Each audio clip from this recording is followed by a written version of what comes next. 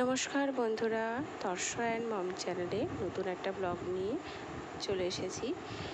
আজকে এসেছি বাপের বাড়িতে। তো সন্ধেবেলা থেকে প্ল্যান হচ্ছে ফুচকা খাওয়া হবে। মণিমা আগে থেকে ফুচকার সব আয়োজন করে রেখেছিল। আমি এখানে শুধুমাত্র একটু আলুটা মাখছি। সব কিছুই মণিমার অ্যারেঞ্জমেন্ট। তো এখানে আমার বোন হচ্ছে ফুচকা ভাজছে। এগুলো কিছুই আমি করিনি, শুধু আলু মাখাটা আর সবাইকে দেয়াটা আমি দিয়েছি। দেখবেন এখানে অনেকগুলো হাতও আছে।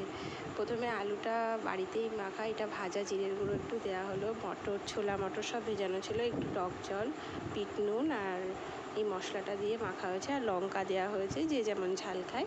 আমার ছেলের জন্যও করা হয়েছে শুধু আলু সিদ্ধ মেখে।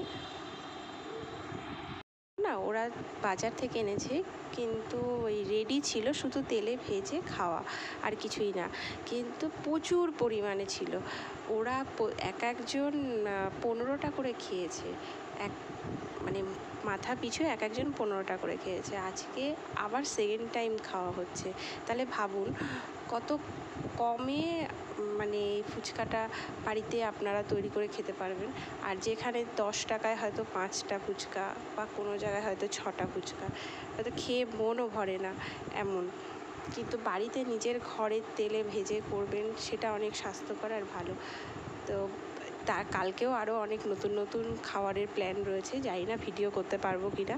তো আমার ছেলে, আমি, মা, কাকু, মণিমা, আমার কাকার মেয়ে সোনু, সবাই খুব আনন্দ করে এটা খেয়েছি। আর ফুচকা দেখবেন একা খেতে ভালো লাগে না, সবাই মিলে, পরিবারের সবাই মিলে, বন্ধুবান্ধবরা মিলে ফুচকা খেতেই বেশি মজা।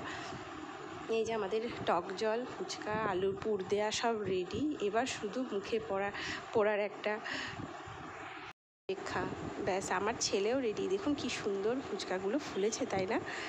কি ভালো লাগছে। আর আমার ছেলে তো খুব আনন্দ, ও তো এমনি বাইরে ফুচকা খেতে পারে না, তো এটা ঘরের তেলে ভাজা, ও বেশি খায়ও নি, ও একটা নিয়েই নাড়াচাড়া করে কতক্ষণে খেলো। ওকেও আলাদা করে প্লেট দেওয়া হয়েছে যার জন্য। আবার এদিকে কিছু ফুচকা একটু ভাঙা ঠাঙা হয়, সেইগুলো আবার আমার বোন হচ্ছে সেগুলো মাখছে, চুরমুর করছে। তো চুরমুরে ডালমুড়ের অভাব ছিল, কিন্তু বেশ ভালোই হয়েছে। আর টক ঝোলটাও কী দারুণ হয়েছে, মানে অসাধারণ। মানে দোকানের থেকেও মনে হচ্ছে বাড়িতে ফুচকাটা বেশি ভালো লাগছে খেতে।